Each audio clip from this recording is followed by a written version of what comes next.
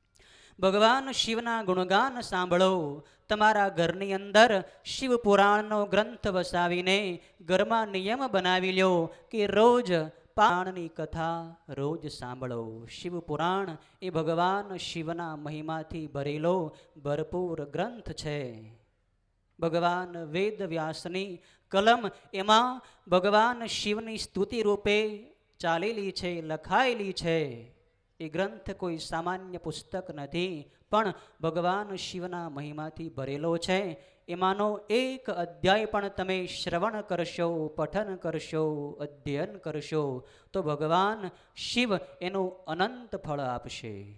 ભગવાન શિવની કથા રોજ સાંભળવાનો નિયમ બનાવી લો. એ જ હાથ ધન્ય છે કે જે ભગવાન શિવની પૂજા કરે છે. જે હાથ વડે ભગવાન શિવની ક્યારેય પૂજા થઈ નથી, જે હાથ વડે વિષય ભોગોનો ઉપભોગ થયો છે, બીજાને દુઃખ આપવા માટે જે હાથ વપરાયા છે, જેણે હાથ વડે અનેકોને રડાવ્યા છે, જેને માર્યા છે, એ હાથ નથી પણ લાકડા છે. ભગવાન શિવની પૂજામાં, ભગવાન શિવની સેવામાં જે હાથ યોજાય છે એ જ હાથ મનુષ્યના હાથ તરીકે ગણાય છે. ભગવાને આપણને આવો દિવ્ય દેવ દુર્લભ માનવ જન્મ આપ્યો. એમાં માનવ શરીરના હસ્ત વડે નિરંતર ભગવાનની પૂજા કરો. દિન દુઃખી દરિદ્ર નારાયણની સેવા કરો તો ભગવાન સંતુષ્ટ થશે. ભગવાનને એમ થશે કે મેં આને માનવના હાથ આપ્યા એ ખરેખર સાર્થક છે. નહીતર આ જન્મ વડે જો તમે ભગવાન શિવની પૂજા નહીં કરી હોય, કોઈ ગરીબ ગુરબાઓની, દિન દુઃખી દરિદ્ર નારાયણની, કોઈ વિધવાઓની, કોઈ અનાથ બાળકોની સેવા નહીં કરી હોય તો ભગવાન તમારાથી નારાજ થશે કે મેં આની માનવ જન્મ આપ્યો એ વ્યર્થ છે. આના કરતાં તો મેં એને 2 હાથના બદલે 4 પગ જ આપી દીધા હોત તો સારું હતું. આ માનવ શરીરના રૂપે પશુ તરીકે જીવન જીવ્યો, આનો જન્મ નિષ્ફળ ગયો. જન્મને સફળ બનાવવો હોય તો નિરંતર ભગવાન શિવની નિયમિત પૂજા કરો, દિન દુઃખીઓની સેવા કરો. એ જ હાથ સાર્થક છે. આગળ કહે છે તે નેત્રે યસ્ય શિવ પૂજા નિત્ય દર્શન, કે જે પ્રેમપૂર્વક ભગવાનની પૂજાના દર્શન કરે છે. ભગવાનની પૂજાના દર્શન કરો તો એ બધા પાપો બળીને ભસ્મ થાય છે. તચ્છિરઃ પ્રણતો શિવમ, અર્થાત એ જ શિર ધન્ય છે કે જે ભગવાન શિવની સામે નમી જાય છે. બાકી જે માણસ ગર્વથી માથું ઊંચું કરીને રખડતો હોય કે મારા જેવો મોટો બીજો કોઈ નહીં, એનું માથું માનવનું નથી.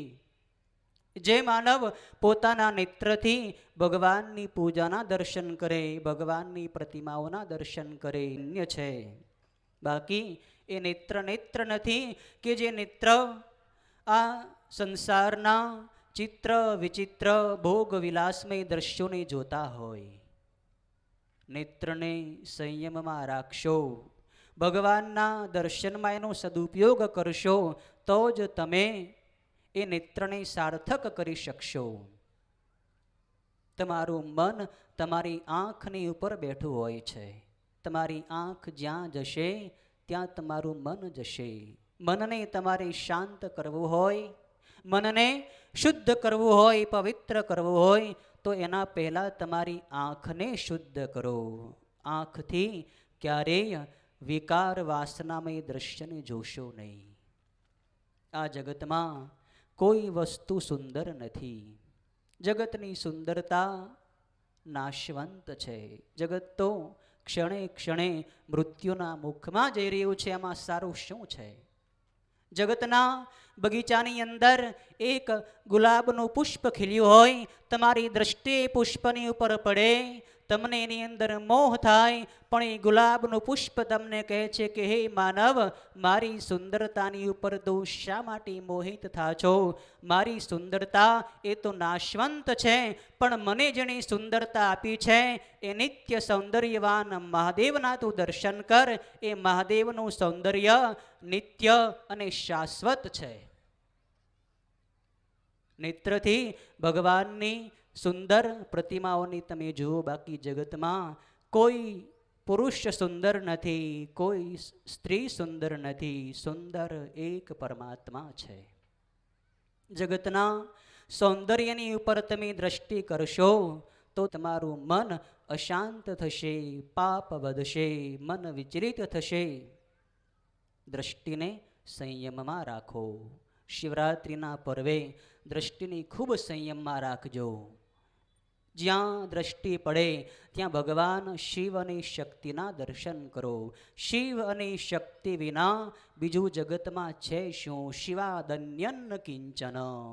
ભગવાન શિવ સિવાય આ જગતમાં બીજું કાંઈ નથી. આ સાર વાત છે. બાકી આ શિવ શક્તિમય જગતમાં આપણને જે સુંદરતા દેખાય છે, જે સૌંદર્ય દેખાય છે, એ તો બધું ભગવાન શિવનું જ સૌંદર્ય છે.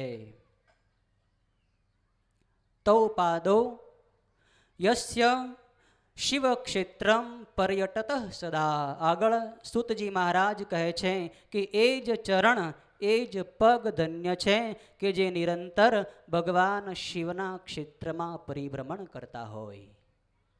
શિવના ક્ષેત્રમાં, શિવના મંદિરોમાં ભગવાન શિવની પરિક્રમા કરતા હોય. એ જ પગ ધન્ય છે કે જે ભગવાન શિવના તીર્થોમાં ભ્રમણ કરતા હોય, શિવના મંદિર તરફ જવા માટે વળતા હોય. એ જ પગ ધન્ય છે. બાકી જે પગ વડે તમે ન જવાની જગ્યાએ ગયા હો, માંસ મદિરા અને જે ન ખાવા યોગ્ય વસ્તુ જ્યાં મળતી હોય ત્યાં તમે જાઓ, પાપની પ્રવૃત્તિ જ્યાં થતી હોય એવા સ્થાન ઉપર તમે જાઓ, એ જગ્યા ઉપર તમે પગ વાળો તો એ પગ પગ નથી, એ ચરણ ચરણ નથી, પણ એ થાંભલા છે. માનવના પગ ભગવાને આપણને આપ્યા છે, તો એ પગને ભગવાન શિવના મંદિર તરફ વાળો.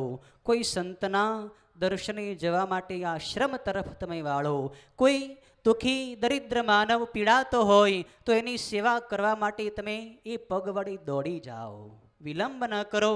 જ્યારે કોઈ દુઃખી જીવ તમારી નજરે પડે, તમારું હૃદય કરુણિત થવું જોઈએ. જે હૃદયની અંદર દુઃખી જીવને જોઈને કરુણા ઉત્પન્ન થાય, એ હૃદયની અંદર ભગવાન શિવ વાસ કરે છે. બાકી કોઈ માણસ પીડાતો હોય અને તમારા હૃદયમાં કરુણા ઉત્પન્ન ન થાય, દયા ભાવ ઉત્પન્ન ન થાય, એની પ્રત્યે સહાનુભૂતિ ન થાય, તો એ હૃદય હૃદય નથી, એ તો એક માંસની પેટી છે. ભગવાન શિવે તમને માનવનું હૃદય આપ્યું છે. એ હૃદયમાં કરુણાને નિત્ય વસાવી રાખો. કરુણિત થઈ જાઓ. દુઃખી જીવને જોઈને કરુણિત થાવ અને સુખીને જોઈને પ્રસન્ન થઈ જાઓ. આ કરુણા અને પ્રસન્નતા એવા બે મૌલિક તત્વો ભગવાને આપણને આપ્યા છે કે આ બે જ સાધનો તમે જો જીવનમાં અપનાવી લો, કરુણા અને પ્રસન્નતા, તો તમારો ઉદ્ધાર તુરંત થશે. કરુણા ક્યારે ઉત્પન્ન થવી જોઈએ? દુઃખી જીવને જોઈને. અને પ્રસન્નતા સુખી જીવને જોઈને થવી જોઈએ. પણ માણસ તો શું કરે છે કે સુખી માણસ તમને કોઈ દેખાય તો તમને ઈર્ષા મનમાં થાય કે આ માણસ મારા કરતાં આગળ વધી ગયો, એ પાછો પડી જાય તો સારું, ભગવાન એને ખોટ આપી દે, એના ધંધામાં નિષ્ફળ જાય તો સારું. માણસના હૃદયમાં કેટલી ઈર્ષા ભરેલી છે. નિંદા, ઈર્ષા, રાગ અને દ્વેષથી કળિયુગનો માનવ ખરડાઈ ગયો છે. કેટલા દોષો માણસે એના સ્વભાવની અંદર ઘેરી લીધા છે. મારાથી કોઈ આગળ વધવો ન જોઈએ, કેટલી હીન ભાવના. જે મનમાં ભગવાન શિવનો વાસ થવો જોઈએ એ મનમાં તમે ઈર્ષા બેસાડી દીધી. એ મનમાં તમે બીજાની નિંદા કરો છો કે ફલાણો માણસ આવો ને ફલાણી બાઈ તેવી, એણે આવું કામ કર્યું ને પેલાએ તેવું કામ કર્યું. નિંદાથી તમારું માથું ભારે થઈ જાય. ઈર્ષા કરવાથી તમારી વાણી નિષ્ફળ જાય. ઈર્ષા નિંદા એ વાણીના દોષ છે. નિંદા અને ઈર્ષા એવી મોટી ડાકણ છે કે માણસના સ્વભાવમાં જો અજાણતા આવી ગઈ હોય તો એ માણસના મનને અશાંત કરી નાખે, સ્વભાવને અશુદ્ધ કરી નાખે. ખાસ બચજો, આ ઈર્ષારૂપી ડાકણથી ખાસ બચો. ઈર્ષા તમને રડાવશે, અંત સમયે દુઃખ આપશે. કોઈને ઈર્ષા ન કરો. ભગવાને સૌ માનવને અલગ અલગ શક્તિ આપી છે. કોઈને શારીરિક શક્તિ, કોઈને બૌદ્ધિક શક્તિ, કોઈને માનસિક શક્તિ, કોઈને બોલવાની શક્તિ, તો કોઈને સાંભળવાની શક્તિ, કોઈને વાંચવાની શક્તિ, કોઈને લખવાની શક્તિ. અલગ અલગ પ્રકારની શક્તિ ભગવાને આ જગતના જીવોને આપી છે. આ જગત વિષમતાઓથી ભરેલું છે, પણ આ વિષમ જગતની અંદર તમારે સમદ્રષ્ટિ કેળવવાની છે. જગતના જીવો ભલે વિષમતાઓથી ભરેલા છે, પણ સૌની અંદર આત્મ સ્વરૂપે ભગવાન સદાશિવ વસેલા છે. એના દર્શન કરશો તો તમને હૃદયની અંદર ઈર્ષા નહીં થાય, કોઈની નિંદા કરવાનું મન નહીં થાય. નિંદા અને ઈર્ષાથી બચો. આગળ કહે છે, યસ્યેન્દ્રિયાણી સર્વાણી વર્તન્તે શિવ કર્મસુ સ નિયંતાની પાપાની ભોક્તિ મુક્તિ વિનિશ્ચિતમ. અર્થાત જેની સર્વ ઇન્દ્રિયો ભગવાન શિવના કર્મની અંદર પુરવાઈ ગયેલી છે, એ માનવ આ દેહ છોડ્યા પછી પરમ મુક્તિનો અધિકારી બની જાય છે. ભગવાન સદાશિવ ભોગ અને મોક્ષ બંને આપવાવાળા પરમ દેવતા છે. શુદ્ધ પુરાણીજી આગળ કહે છે, જેના હૃદયની અંદર લેશ માત્ર શિવ ભક્તિ છે એ સમસ્ત દેહધારીઓ માટે પરમ વંદનીય છે. ભક્તિ લેશ યુતો શંભવ સવંદ્ય સર્વદેહિનામ. અર્થાત જેના હૃદયની અંદર થોડી ઘણી પણ અલ્પ માત્ર પણ ભગવાન શિવની ભક્તિ છે, એ દરેક દેહધારીઓ માટે વંદનીય છે.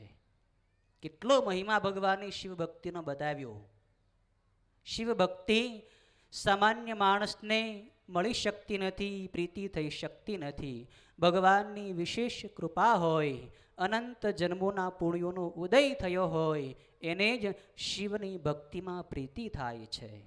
કાલે જ રાત્રે બે વાત કરી હતી કે જેને 100 કરોડ જન્મોના પુણ્યોનો ઉદય થયો હોય, એને જ ભગવાન શિવના લિંગની ઉપર બિલીપત્ર ચડાવવાનો અવસર મળે છે.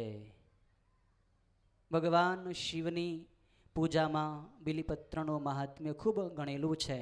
એક બિલીપત્ર ચડાવવાથી અનંત ગણું પુણ્ય મળે છે, અને જેના અનંત જન્મોના પુણ્યોનો ઉદય થયો હોય એને જ શિવની પૂજામાં પ્રીતિ થાય છે. શિવરાત્રિનો પર્વ આવો મહાન પર્વ છે. આજના પાવન પર્વે ભગવાન સદાશિવનું પ્રાગટ્ય આ પૃથ્વી ઉપર થયું હતું, અને એ પ્રાગટ્ય અગ્નિસ્તંભ સ્વરૂપે થયું હતું.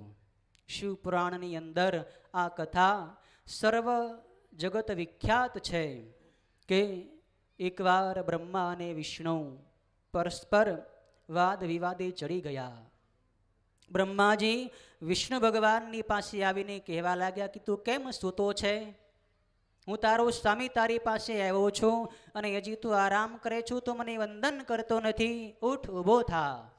ત્યારે ભગવાન વિષ્ણુએ મંદ સ્મિત વડે બ્રહ્માજીને વત્સ કહીને બોલાવ્યા, અને વિષ્ણુ ભગવાને કહ્યું કે હે બ્રહ્માજી, તમે તો મારા નાભી કમળમાંથી ઉત્પન્ન થયા છો, હું તો તમારો પિતા છું, તમે મારા પુત્ર છો. બ્રહ્માજી અભિમાનથી ઘેરાઈ ગયા હતા, એટલે ભગવાન વિષ્ણુની સાથે જીદે ચડ્યા. વિષ્ણુ ભગવાન કહે કે હું મોટો, બ્રહ્માજી કહે કે હું તો આ જગતનો કર્તા છું, જગતનો પિતામહ છું, તમને પણ ઉત્પન્ન કરવાવાળો હું છું. બંને જગતની મોટી શક્તિઓ, એક જગતના ઉત્પાદક અને ભગવાન વિષ્ણુ જગતના પાલક. ઉત્પાદક અને પાલક શક્તિ પરસ્પર યુદ્ધે ચડી ભયંકર યુદ્ધ ફાટી નીકળ્યું. સૃષ્ટિનો સંહાર થવા માંડ્યો. દેવો હાહાકાર કરી રહ્યા. આ મોટા દેવોને કોણ વારી શકે, કોણ અટકાવી શકે? કોઈનું સામર્થ્ય નહોતું કે બંને દેવોને વારી શકે. ત્યારે ભગવાન એ બંને દેવોના યુદ્ધને શાંત કરવા માટે અરુણાચલ ભૂમિ ઉપર અગ્નિસ્તંભ સ્વરૂપે પ્રગટ થયા. એ અગ્નિસ્તંભ એ આદિ લિંગ કહેવાય છે. સૌ પ્રથમ લિંગ એ અગ્નિસ્તંભ તરીકે પ્રગટ થયું. બંનેની વચ્ચે આ અગ્નિસ્તંભ પ્રગટ થયા ત્યારે ભગવાન વિષ્ણુ અને બ્રહ્મા આશ્ચર્યચકિત થઈ ગયા કે આપણી બંનેની વચ્ચે આ ત્રીજું કોણ આવી ગયું? બંનેએ શસ્ત્રની મંત્રણા કરી કે આપણે બંને જે પણ આ લિંગનો અંત શોધીને પહેલા પાછું આવશે એ શ્રેષ્ઠ ગણાશે, એ મોટો ગણાશે. આવી મંત્રણા કરી બ્રહ્મા અને વિષ્ણુ એ લિંગનો અંત શોધવા માટે ઉપર અને નીચે જવા લાગ્યા. બ્રહ્માજી હંસનું સ્વરૂપ ધારણ કરી અંતરિક્ષમાં ઉડવા લાગ્યા. ભગવાન વિષ્ણુ વરાહનું સ્વરૂપ ધારણ કરી પૃથ્વીના પેટાળમાં જવા લાગ્યા. નીચે જતા રહ્યા છતાં પણ એમને મળ્યો નહીં. ત્યારે બ્રહ્માજી જ્યારે ઉપર જતા હતા, ઉપરથી કેવડાનું પુષ્પ ખરતું હતું.